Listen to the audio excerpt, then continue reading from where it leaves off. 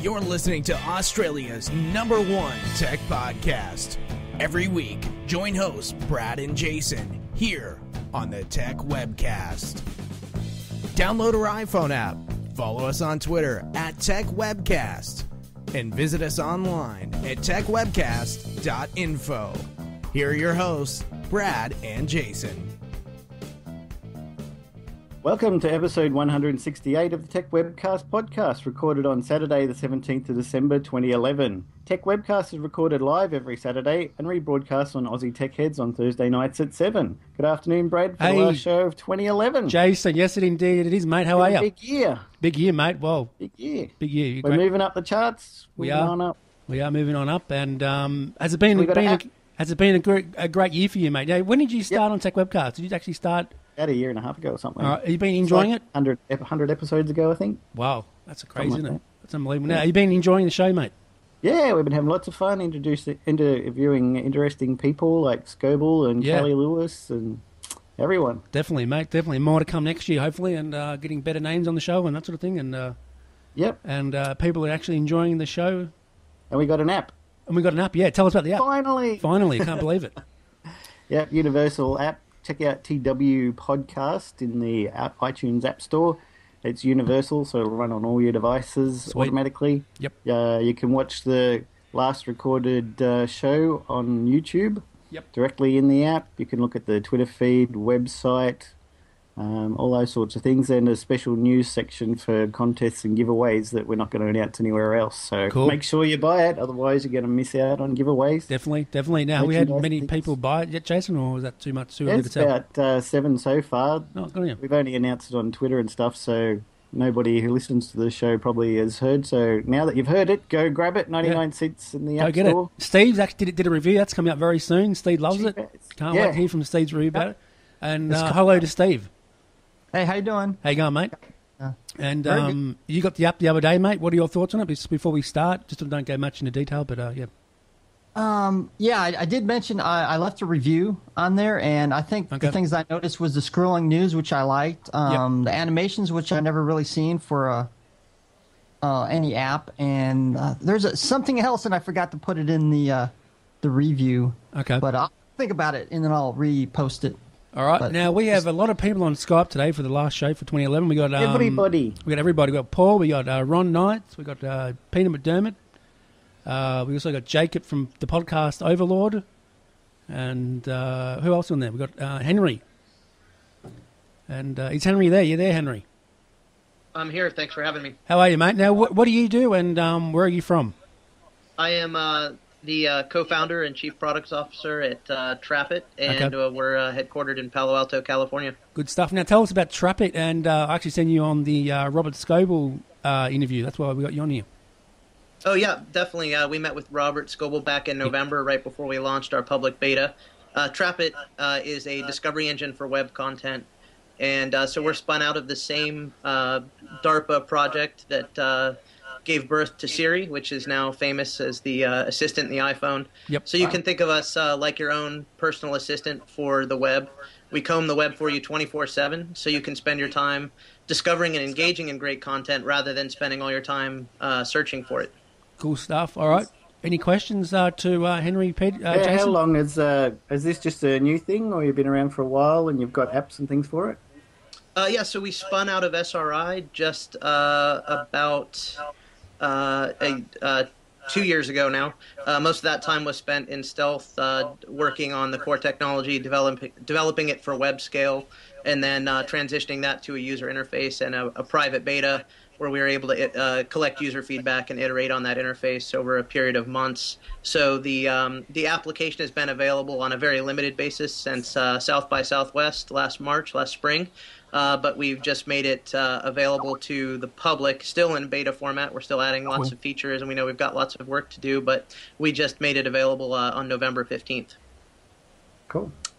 Today it's available as a web application, and we'll be launching an iPad app in late March of next year. Oh, sweet. Can't wait for the iPhone. Now, can you actually view this website on the iPhone or the iPad, or...? You can. I would say it's you do so through the native browser. I would say it's not quite ideal in that context, but it is certainly usable. I access the site and read and share content from the Safari, mobile Safari, all the time. Sweet. And now, do you have much competition with other sort of with this sort of thing at all? Any like Flipboard and that sort of thing, or? Well, yeah, I think a lot of there's a lot of competition in the general space of content display and consumption. Yep.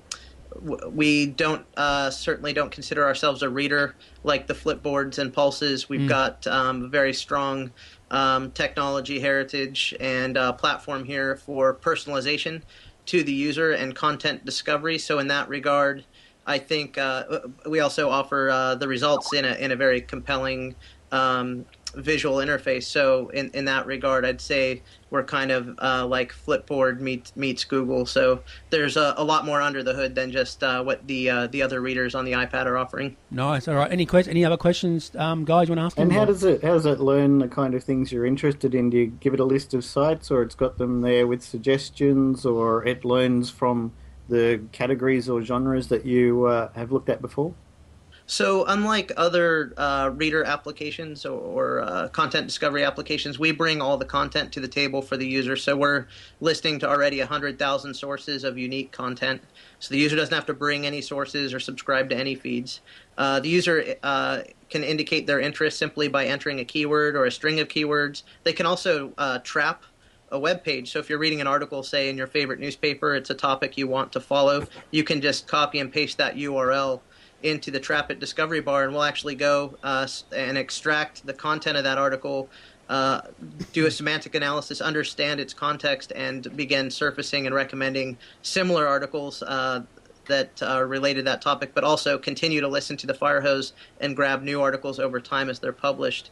Now we learn on top of that as the user engages with the content. So did they open an article? Did they share it? Did they delete it without reading it? But also we provide explicit feedback mechanisms, a thumbs up and a thumbs down button, and that's the most direct way a user can give us feedback. And so what we're doing is building a unique interest model for each user, for each topic, complex stuff, statistical and semantic interest model behind every topic. And as the user rates thumbs up and thumbs down, we're adjusting that model in real time by analyzing the content, the semantic content of those articles, figuring out what are the key characteristics and features that set this article apart from others, and why was it that you might have liked it or not liked it. And so we continue to get better as you engage with content. One thing I'd probably add to that, Henry, guys, I had never used Trap.IT before until just now. And what I just realized straight away is I just signed straight in with my Twitter account, clicked on technology straight away. And what I can see straight out of this is that if you're a person who's keen on tech news or science or sports or business or anything, this is just fantastic for getting a quick snapshot of what's going on without having to read a million different websites. I'm in love with this thing. This is brilliant. And so I think that's great news. Yeah. So anyone who really just doesn't have a lot of time to invest in this sort of stuff, but wants to be able to just get the news pretty quickly, this thing is perfect for that. And so what you're looking at is a bunch of what we call featured traps. Those are traps that we've created on behalf of users. So if they don't have a lot of time, they can come in and peruse those. They can add them to their own list of traps. But what's really nice about it is you have the flexibility to add to that pre-selected list of traps any topic you can think of. So again, unlike some of the readers out there where there's a set list of channels or topics you can subscribe to, we're much more flexible, much like search. You can enter any keyword, create a trap on that topic, and get a very quick snapshot at any time on any topic you can think of. It's a great idea. All right, go ahead, Steve. Question, mate. Far away. Yeah, there's a question in the chat room that says, is there going to be an Android version of Trap.IT as well? There definitely will be. We are focused in the next couple months on getting an iPad app on the market, and quickly followed by an iPhone version of that, but Android will follow immediately thereafter. Sweet. Okay. All right, Paul or Peter, any questions to Henry? Paul, any questions? No such.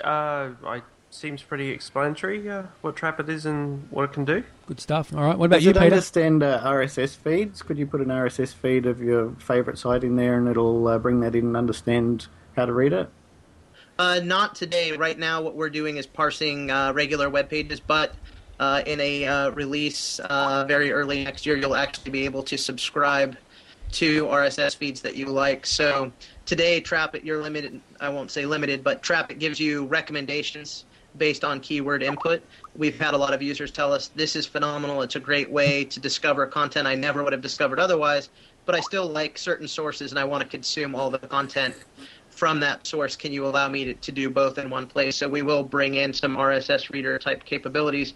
But again, we'll be looking at how you interact with that content you subscribe to and make recommendations on top of that to articles you may not have discovered otherwise. All right, this is better than RSS. Yeah, it is great website. Absolutely, yeah. No great doubt about website. it. But we think bringing the two together makes for an ultimate experience, and then you've really got no excuse to use any other application at that point. All right, Yeah, so congratulations. Peter, I'm really impressed. Peter, any questions to Henry? No, that was a pretty good explanation. All right, good stuff. And what about you, Ron Knights? Any questions to Henry? No. All right.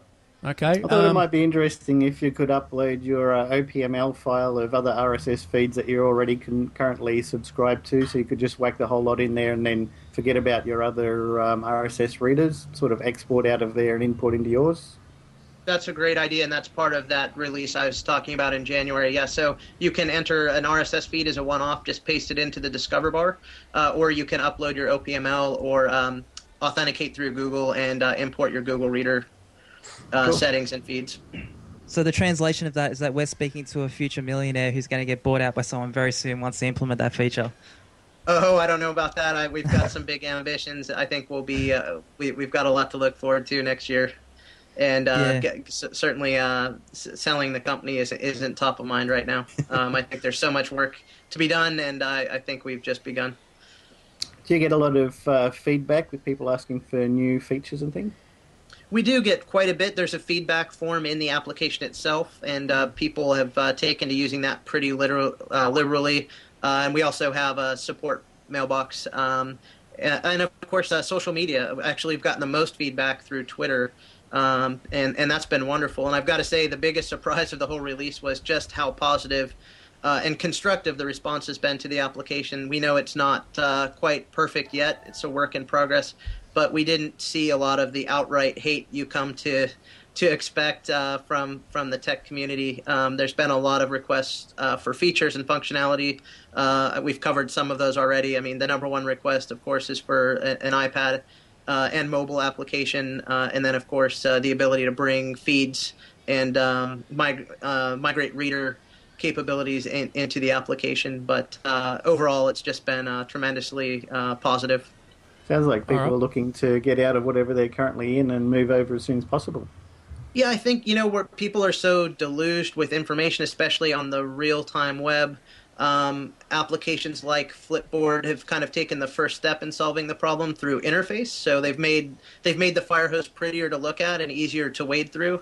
But the next step is really getting to personal relevance, understanding the user's dynamic context, and sourcing information specifically for that user, not what the crowd is buzzing about or what their friends are tweeting about. Because let's face it, we follow a lot of people and interact with a lot of people on social networks that we share very little with in terms of interest, other than perhaps a shared real-world connection. So their constant tweeting and posting on social networks about what they had for lunch or whatever their project is probably isn't that interesting to us. So even repackaged in a beautiful interface like Flipboard, it still doesn't do much for me. So we're taking that next step and really driving towards understanding the user, understanding the context they're in, even within specific topic areas, and wading through the fire hose and giving them a very highly personalized stream of content that'll be enjoyable and useful and hopefully actionable.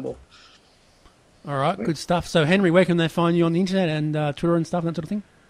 That's right. So we are at Trap.IT, Yep. http://Trap.IT, and our Twitter handle is GoTrapIt. And yourself? You're on Twitter yourself personally? Or I am. You can find me at Henry Hank. Good stuff. HenryHank. Okay, and before you go, what are your thoughts on the Kevin Rose app, the Oink app? Have you used that before? I saw you guys posted that on your website, and I have been reading about it, but I haven't gotten to it yet, so I can't give you any direct thoughts. It does look pretty visually compelling, though. It is very. I was hungry. Yeah, it is. A lot of food on there, and it's very tasty. That's why there's a pig on there. Thanks for being on the show, Henry. You're a legend, mate. Hey, really appreciate you having me. And if you want Happy New Year. You too, mate. If you want to hang around, you want to hang around, or you want to go, or up to you. Sure, yeah, I'll stay on mute, and if I want to chime in, I'll do so. Sure. Thanks, mate. Legends. All right, let's talk to Jacob and Peter about a few things about podcasting. First to Peter. How are you, mate? Hey, how are you doing, Brad? I'm going pretty well. Do I believe that the Micro Patrol has come to an end? Not coming to an end right now. It's pretty much at a standstill. I've been working on developing some other things and unifying the brand as far as my personal image. And since the launch of Google+, that's really been a game changer for broadcast and all sorts of social media. Cool, man. Now, you've actually got a Peter McDermott website now. Yeah, I've just started a new website, petergmcdermott.com. Cool. All right. Well, Peter, you got any questions for Jacob about his new podcast? Now, you're got into podcasting, and what do you want to know about Jacob's podcast? Jacob, what are the plans? What is the mission? What is the goal of the podcast? Keep people ahead on gaming, basically. That's what I would probably do. That's why I wanted the podcast. Interesting. And, so what's what's really in right now in the gaming world? What's the most popular? Is it Minecraft or RuneScape out? The new Xbox game, the Xbox 360, that new one that you have, Steve. Oh, Dead Island. That's one of them. That's one of them, yeah. Recent, yeah. That Call of Duty. But anyway, Jacob, where did you come up with the name, mate? It just came off the top of my head. Okay. All right. So you enjoying doing the podcast, mate, each week? Oh, yes. Yes, I do. Now, Ron Knights also did a podcast as well. Ron, what happened to your show? Well, I just decided not to do it anymore. It just took a lot out of me to get it all together to do a show. I think you still concentrate on YouTube videos, right? Because I see you still upload them, right? Yeah, not so much anymore, but, it's taking it easy. Mm-hmm. Mm-hmm. Yeah, taking a break. Okay. Jason, yeah. You got any questions for Jacob about his podcast?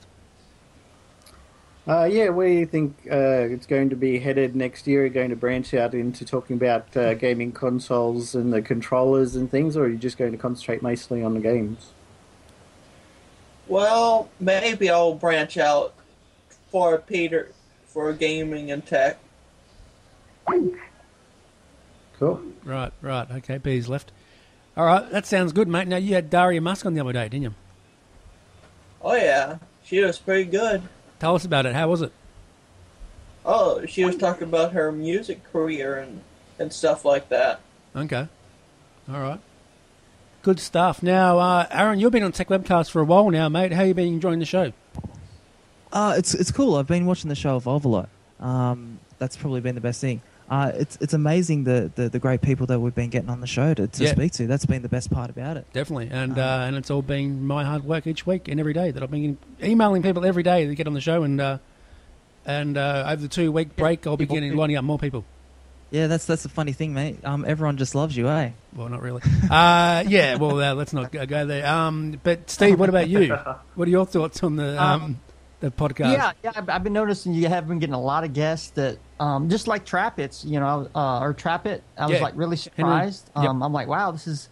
Where did you find this guy at? And it's a very unique guest coming in, which I like. Yeah, definitely. Yeah, Henry wanted to come on, so I emailed Henry and he said he wanted to come on, and he said yes, and it's good to have a chat with these people that do these websites and this sort of thing, and then it's really interesting to talk to.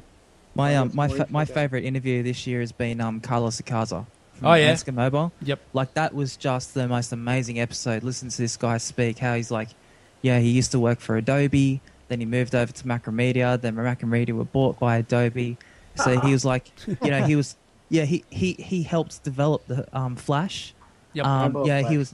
Yeah, and like he's like this brilliant guy inside Adobe telling them, hey, mobile phones are going to take off, and they're ignoring him. So he went and made his own company, and then like look at Ansca Mobile now. Like it's amazing. Yeah, you can build apps for either Android or iOS build them once and and deploy Windows to both. Phone 7 and Nook and the Amazon Fire and Macintosh.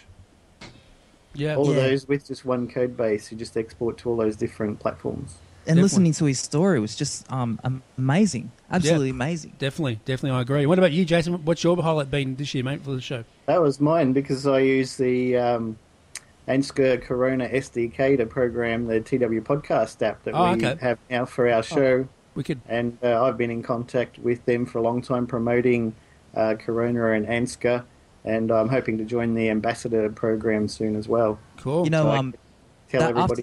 Sorry to cut you off. After that interview, like I was converted. Like I want to become a Corona SDK developer, definitely. It's not that hard. You can view videos on YouTube where in 8 minutes they make a game that's got physics. It's got these balloons that bounce around and you touch on the screen and it makes them scatter and bounce off each other. It's like 8 minutes to create a game like that. Very easy. Yeah, it's been in the back of my mind for a while. And even after Adobe bought that platform that you can use HTML5 to build native apps, I was starting to sort of think like, oh, well, you know, that's sort of my thing, you know, so I might sort of go back to that. But then when I found out that Corona SDK does Windows Phone apps and you can build for any sort of tablet platform, it's just like, I was just blown away. There's nothing as cool as this on the market right now. I'm fully planning to get into that next year. They came to light really well last year. A 14-year-old guy from the US called Robert Ney released a game, I think it was Bubble Ball, and it had physics, and it was just a ball that bounces off things, but you had to get it to the finish line using different methods. And it knocked out Angry Birds Free off the free app store. Really? A 14-year-old kid made it in his spare time. He's just like, oh yeah, I just want to muck around with something, learn programming, and bang, he's on the news on TV stations in the US and all over the web. If you Google for Robert Ney, you'll see him everywhere. Crazy It's stuff. not just for kids, you know. There's companies that are using it. Doritos just released an app for the mobile devices, and they used it as well, and many others. And did you hear the news just recently that Ansgar have actually done a deal with an advertising platform, and they've now built. Yeah, they've now added the advertising platform as a module in Corona SDK. So now, like, if you want to build an app and just put ads inside of it, you just do a simple include of the advertising module, and then just bam, that's it. You got ads inside your app, and you're making money off of it for nothing. And because it's interactive, it covers several different ad platforms. It's not just the one, so you get complete coverage of many of them. Yeah, definitely. Absolute genius. Definitely. Absolute genius. And my highlights would have to be having Dylan Lewis on and Kelly Lewis on the show. She's cool. She was great. Robert Scoble was a good one. And I don't think they're related, are they? What's that? No, I don't think they are. Kelly Lewis and Dylan Lewis? I don't think so. It's just the randomness of the surname. I keep missing Dylan Lewis every time he's on the show. It's like that. It's like the week I'm having a week off, and I'd really love to speak to that. Oh, don't worry, he'll be back on, mate. He'll be on again. He'll be on. Don't worry, I'll be hooking that up. Yeah, that's next good. Next Is Ron going to say something? Ron, do you want to talk, mate? Right? Ron?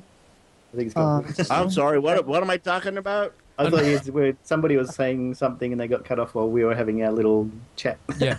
Oh, no. I got the mic muted in case I belch. I'm just kind of listening. Okay. All right. So, Ron, you got the Roku box, mate. Tell us about that. Now, in small review, did you do? Well, it's a good little box. It only costs about $50. It doesn't offer everything that the... Boxy box, right? Yeah, the Boxy Box offered, but one thing it does offer that I like is the Amazon Instant Videos. Okay. I'm currently into Season 3 of The Sons of Anarchy. Oh, I love that show. Oh, yeah.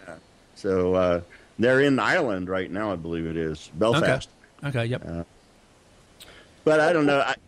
I wonder if the problem I have with the Boxy Box wasn't because I could have had a bad video chip. Also, it could have been the fact that... I don't really think that would be correct what you're saying there, Ron. I don't think it would have had a bad video chip. In what way wasn't it working properly? Well, once in a while, after you watched it for a while, it would just get like a psychedelic look to the video.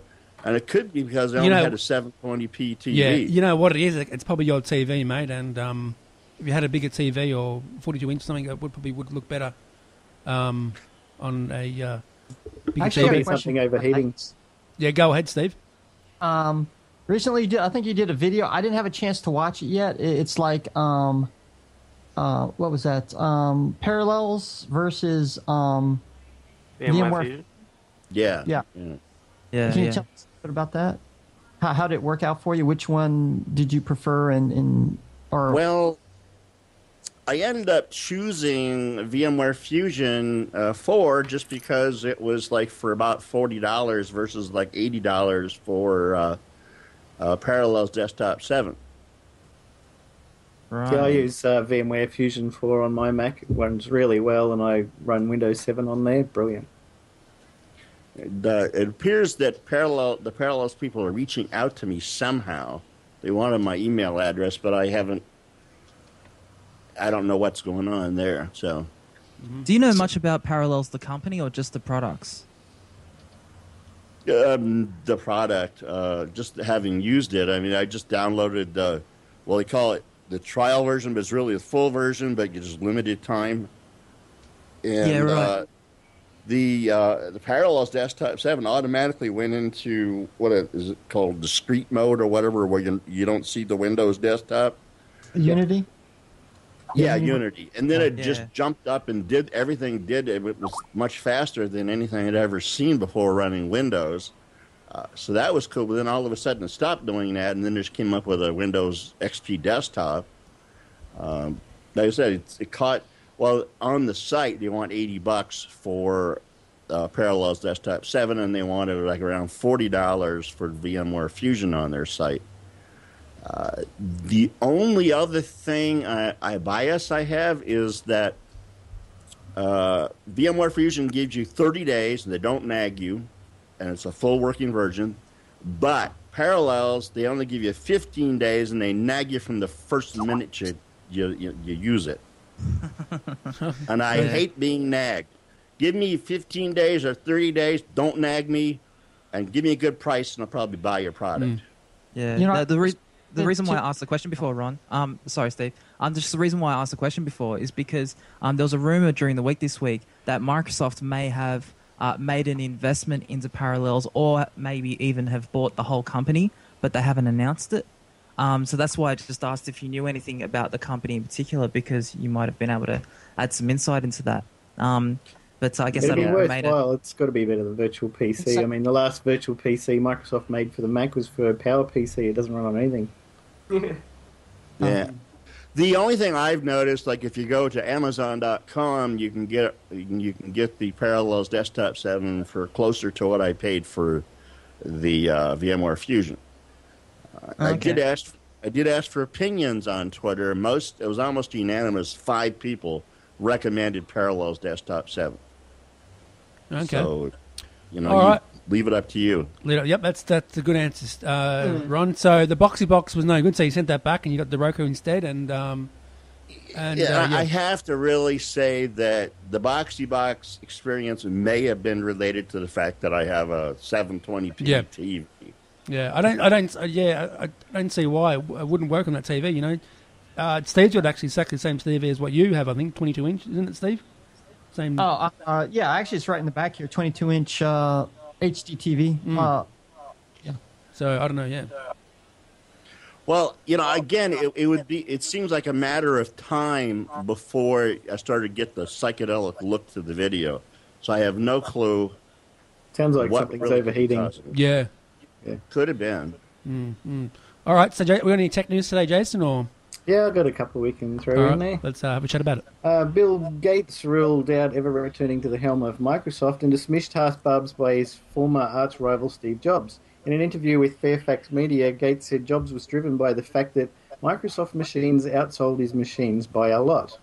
This month, Fortune reported rumours that Gates was considering a comeback to Microsoft, the company he founded in 1975, but stepped back from in 2006 to focus full-time on philanthropy.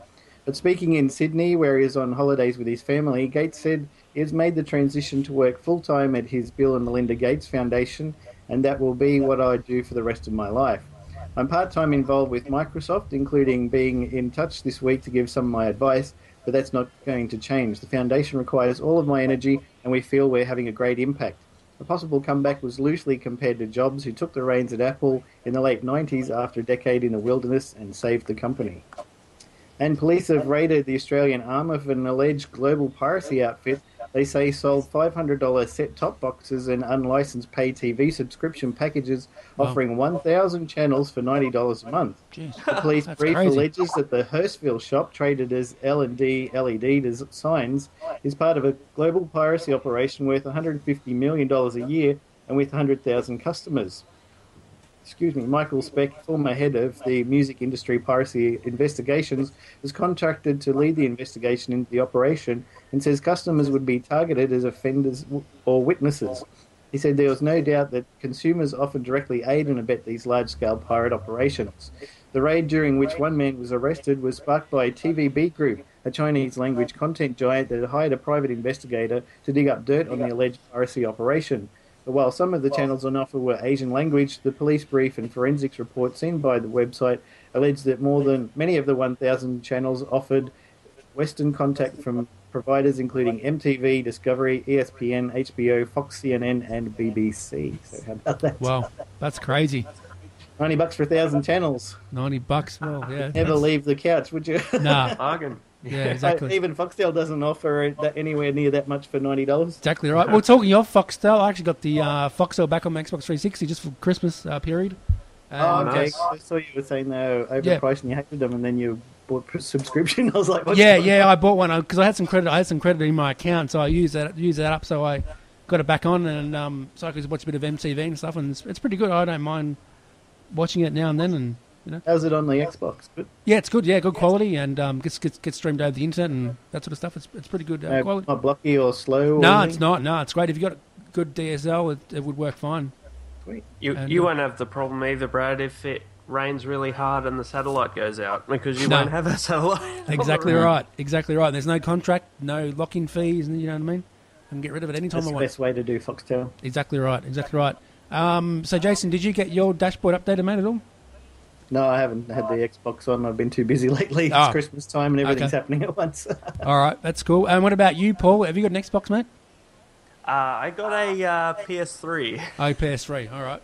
Okay. But I do have Foxtel, but it's obviously the old school satellite thing going on. Okay. The roof. All right, sweet. And what about Aaron? Aaron, you got an Xbox, mate? I have two 360s, as a matter of fact. Did you update the dashboards, mate? Yeah, I updated the dashboard, and it's a lot better than the old one, that's for sure. Sweet. Now, what's your view on the new apps, mate? On the new Tech Webcast app? No, on the Xbox 360. Oh, the apps on the 360. SBS on demand. I haven't really used them because I don't use Xbox Live Gold. Oh, you don't? Oh, mate, you're missing out. But I'll tell you what, I was like floored when I installed the new interface. And I had a look at it, and you flick to the one that says apps, and it says like app marketplace, and it's just like, what? There's an app marketplace on the 360, and that's never been broadcast in the news or anything. But I think that's only because there's about 6 apps to choose from, and they're all built by Microsoft, right? But I don't know. It's early days for that. But well, I've been using the SBS app on the Xbox today, this morning. Great addition to the Xbox update, I have to say. Great update. Yeah, right. See, like I've just got appalling internet, so I don't ever try to use anything, and I'm missing out. It sucks. Well. But you know what's interesting on that topic is about 12 months ago I wrote an article about how there was a rumor that Microsoft is developing Silverlight for the 360. Yep. And that's the same language that you use to build Windows Phone apps, and you can build Windows 8 apps with them as well. And so the rumor was being put out there that they would allow people to build Silverlight applications for the 360 and then have an app marketplace. And that SDK would open up access to Kinect. Okay. So you'd be able to build apps that you could download on the 360 and use the Kinect to control them and that sort of stuff. Okay. And the possibilities are endless when you think about that. Like, you imagine like a clothing store where you can stand in front of your Kinect and virtually try on clothes before buying them online and that sort of stuff. Yep. Minority Report. Yeah, no, it's like exactly. Minority Report. And that was 12 months ago that I wrote that article. So you can imagine like there would have been a lot of...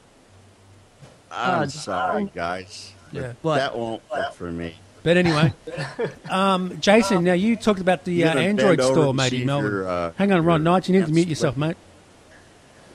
You need to mute yourself. Well, I was trying to talk. Go on, talk. Go on, talk. Yeah. What do you got, Ron? No, I'm sorry. I cannot see trying pants on virtually. How are you going to bend over to see if they split in crotch? But that's what's so fun about it. Like, you know, that's what, yeah. I reckon chicks would love it. Yeah, I agree with that one. They sit there all day just trying on stuff. Oh, yeah, definitely. Yeah.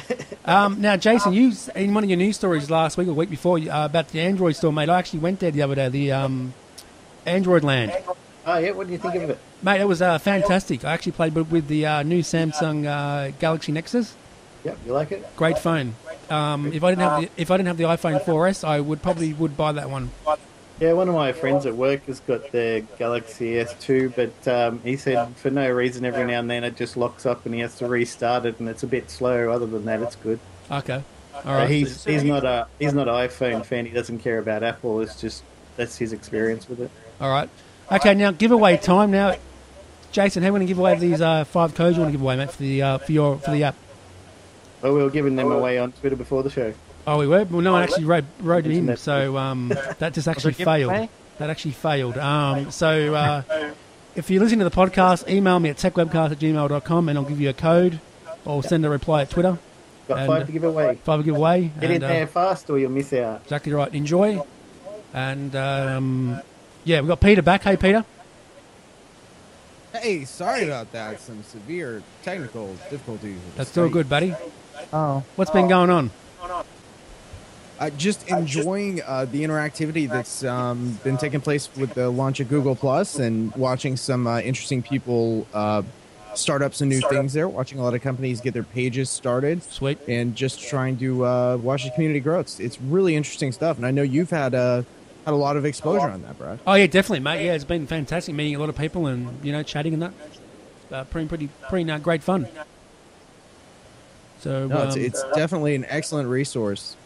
And you actually are the one who did the intro for us and the outro for Tech Webcast. Yeah, absolutely. Yeah. I almost forgot I had done that. Thanks for that. Yeah, thanks for doing that. Everybody loves it. Please share. I hope it hasn't detracted any users from the first 10 seconds. I hope they're not no, hitting never. The stop button. People love it, and we'll keep using it. Yep. And for the upcoming episodes. So, Steve, what's going on with your show, mate? Got a couple of things. Originally, it was going to be, I had more topics and maybe a few videos. I decided to cut it short because we're going to do the giveaway. Yep. Plus, one of the topics, I got to do some more research on. It was a little bit more in-depth than I thought.